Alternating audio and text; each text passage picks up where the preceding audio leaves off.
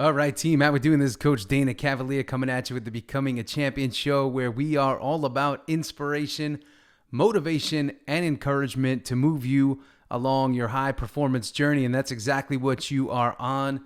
It's a high performance journey. And this week, I have a message to share with you. I wrote it this week on LinkedIn. Every Sunday, I write a message. I call it my Sunday message. But this week, I want to share it with you because this one got a lot of run and it got a lot of feedback. It got a lot of likes, a lot of views. So that means it hit and people are able to relate to it and with it. So I want to read it to you. So it's called Who Are You? When you know who you are, you win. When you are able to articulate what you stand for, you win. When you are able to do what is right versus what is accepted, you win. You see, it is he or she that has the courage to say who they are, be who they are, and act accordingly, even when misunderstood by many. That's how you win. I'll ask you, who are you? Do you do things and say things because it is what is being said by many? Or are you the person that knows who you are and what you stand for and live with conviction because of it? That is what great leaders do. That's what true leaders do. That is what winners do. He or she who seeks applause and validation from unaccredited sources lives life seeking validation from all sources. Remember, when you know who you are, you validate yourself. When you know who you are, you know what you want out of life. When you know who you are, you spend zero time adapting and reacting to please a crowd. Know who you are. Now, very powerful, not just because I wrote it, because the messaging is saying, listen, there is your way in which you do things. You need to honor that, right? We feel things inside of us. We have intuition. We have gut instincts. But so many of us, we've gone numb to our gut instincts, and we've gone numb to the way we feel and that internal guidance system that moves us towards what we are supposed to do because we know it's right for us and away from the things that are not good for us. So with all the noise out there and all the pollution that's out there, just marketing messages and messaging everywhere, we oftentimes move away from who we are and we forget who we are. What do we like? What do we love? What do we enjoy? What are the things that make sense to us? I spend a lot of time talking now, and I say we spend a lot of time in guru land. Whatever you want to do, there's a guru for it. There's somebody that could tell you how to do this. And listen, I'm a huge advocate of coaching. That's what I do. That's who I am in a lot of ways. I'm a coach.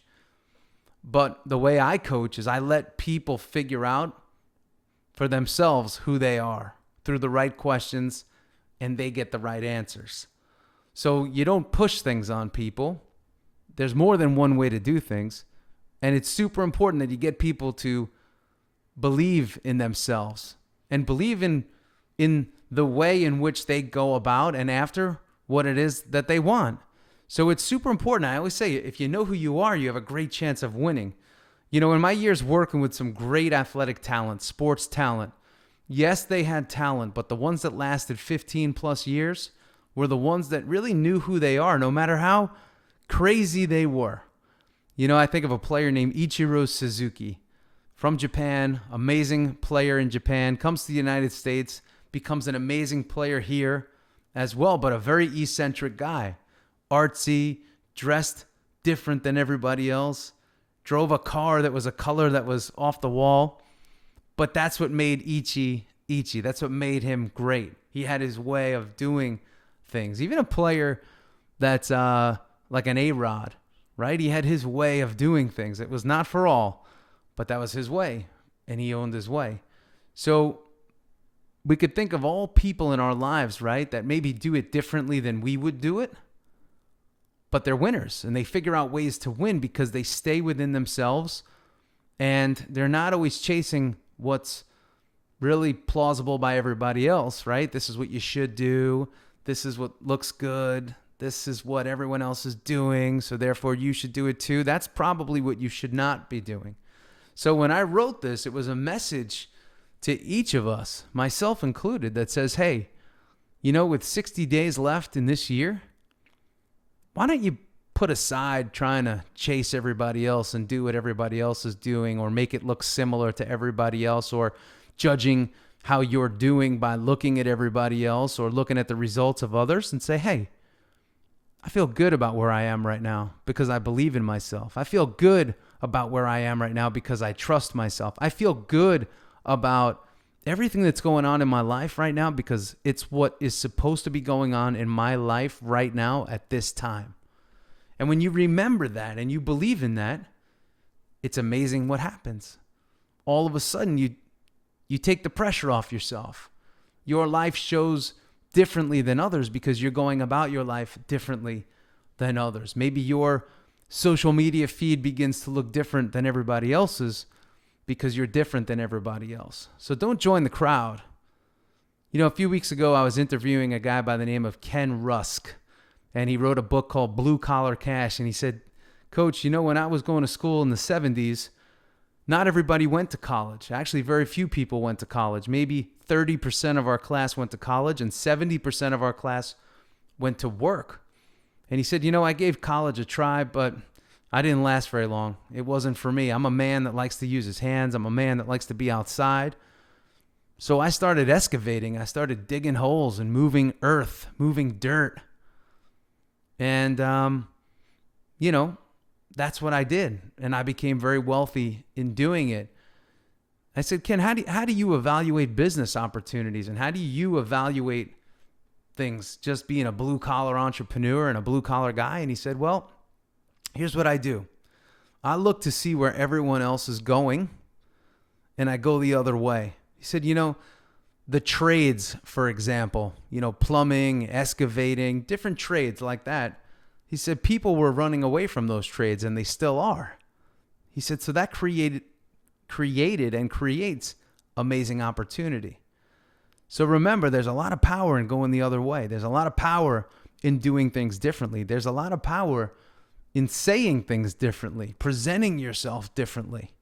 Could you imagine if we all marketed differently? If we marketed ourselves differently?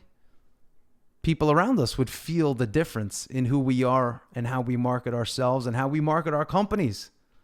So do things different than everybody else and then embrace it.